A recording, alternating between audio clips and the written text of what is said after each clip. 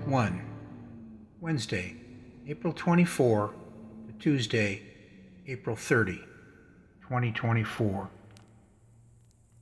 I haven't had time to write in my journal daily as I like, but I have been able to take notes about what has been happening over the past week and will reconstruct as best as I can. But first, I'll describe where I live. The subdivision was built in the 1980s.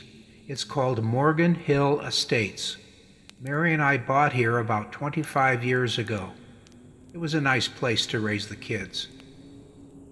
There are about 110 homes built on 10 streets. It was developed on a wide, quickly ascending, southwest-facing slope with a steep, north-facing side downslope. About 25 homes are now empty because of death or gone and never came home. To the south are the exurbs of multi-acre rural properties and then sparsely populated mountains to the ocean 40 miles away.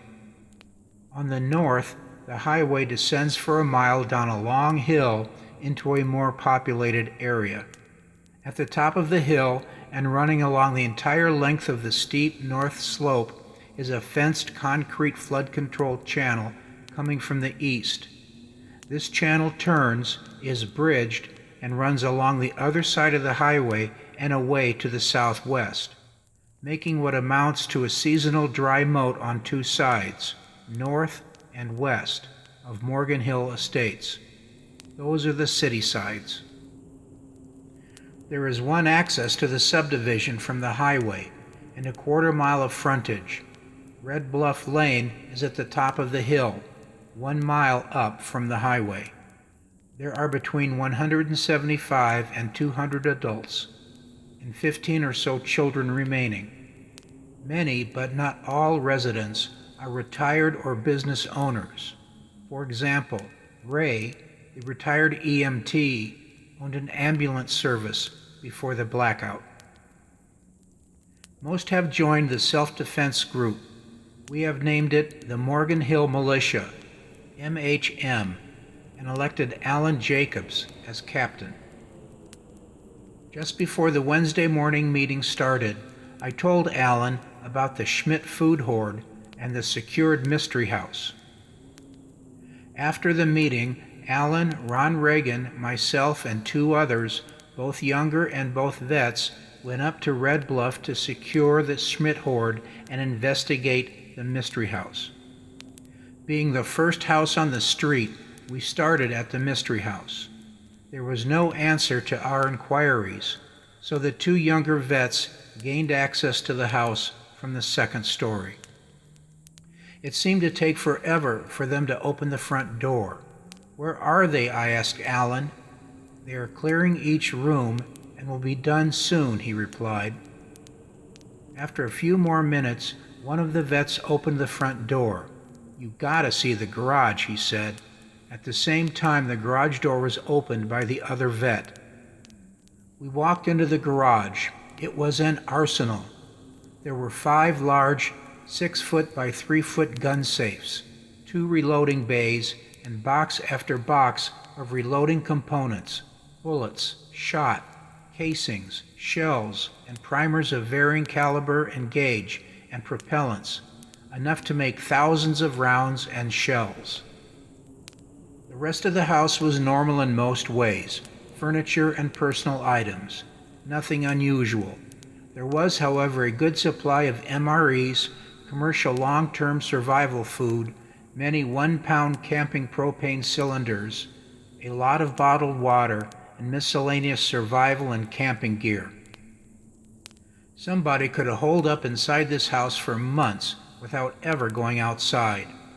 There was even a Murrieta home firefighting pump, a case of barricade fire gel, and 2 pairs of turnouts and helmets.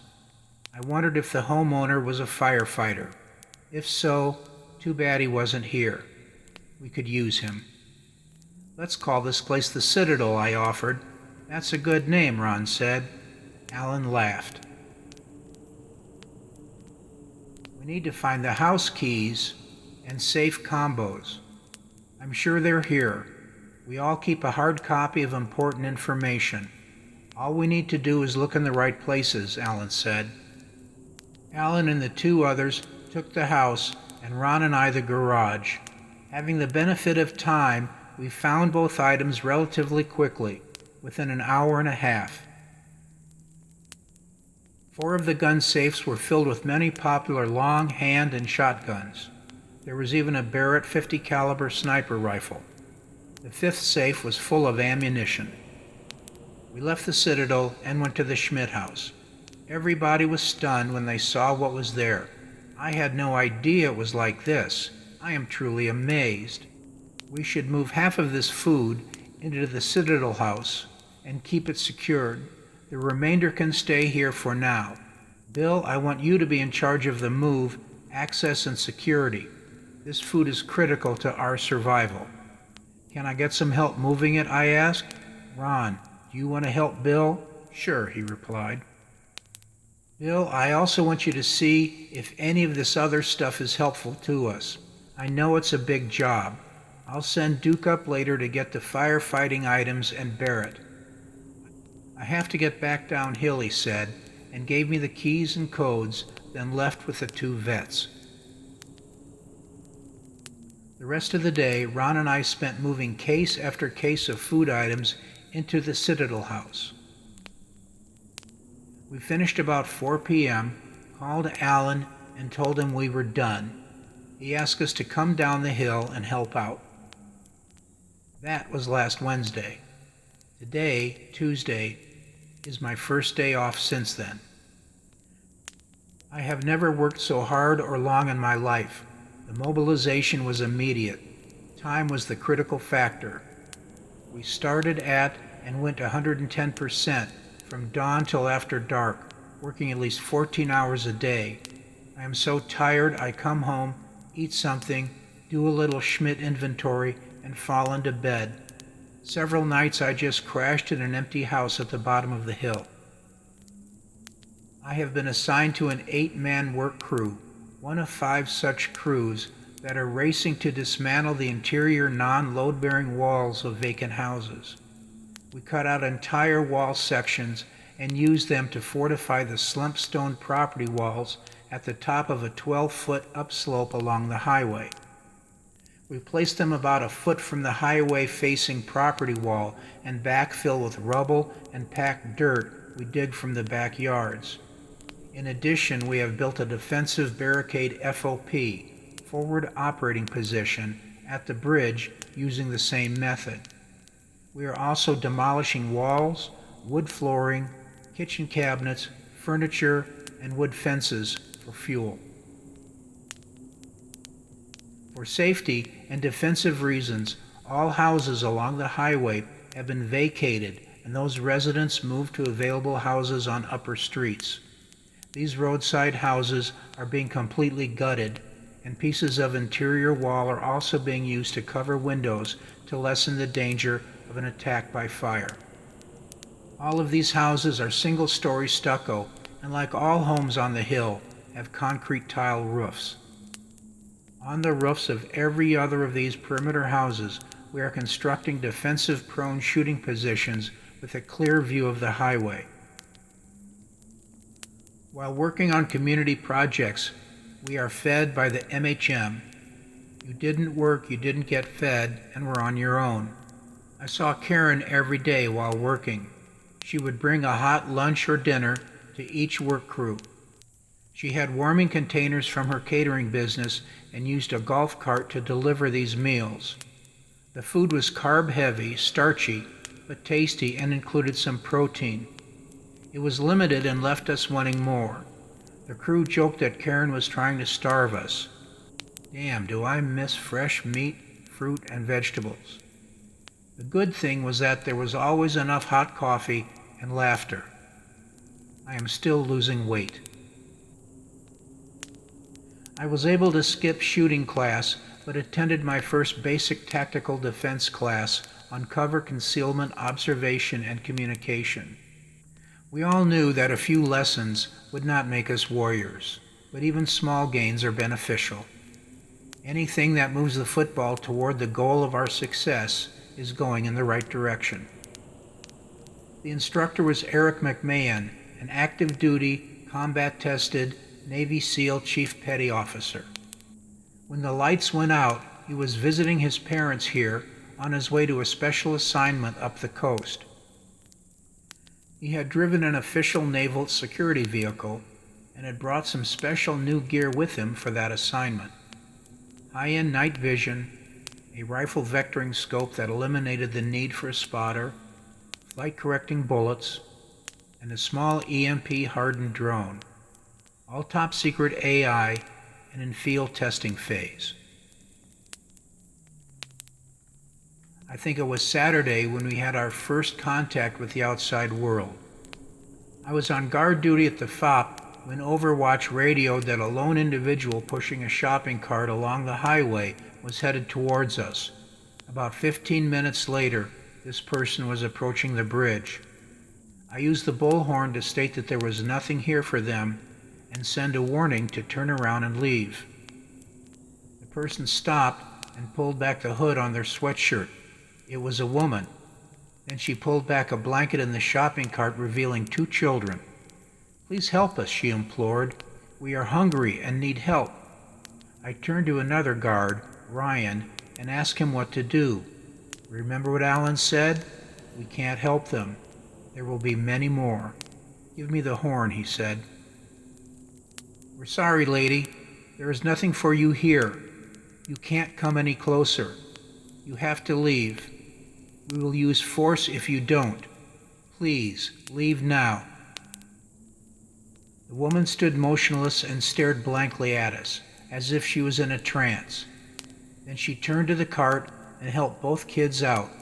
One, a boy, looked to be about 6, and the other a girl, about 4. She hugged the children tightly, kissed them and stroked their heads. Then she turned them around and had the little girl hold her big brother's hand, kissed each and pointed them towards us. The children started walking forward. "Please, for the love of God, save my babies," she screamed with anguish, turned and ran back down the highway, never looking back. We were stunned. We lowered our weapons. "Damn it," I swore. We all just stood there, watching as these children closed on the FOP. I put down my rifle, stepped out front, got down on my haunches, and received the kids. "Hi, my name is Bill. What are your names?" "I'm Stevie, and this is my sister. Her name is Beth." "Hi, Stevie. Hi, Beth. Are you hungry?" I asked. They both looked at me and shook their heads yes. "Okay, come with me." "Call Alan. Tell him what just happened," I told Ryan.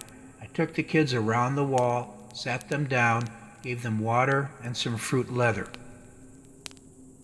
I watched them eat and thought about the situation. Were these the first, the lucky first of many to come? Had I made the right choice? Should I have shot them? My mind jerked against that. The Schmitz had been one thing and hard enough, but this, I couldn't shoot kids. My mind started to rip in two at the thought of more hungry kids, like little zombies, crossing the bridge towards us, innocent kids that could destroy us. "Bill. Bill. Bill!" The sound of Ryan's voice snapped me back. "Alan wants you to bring these kids and meet him at the entrance. You can go as soon as your replacement gets here."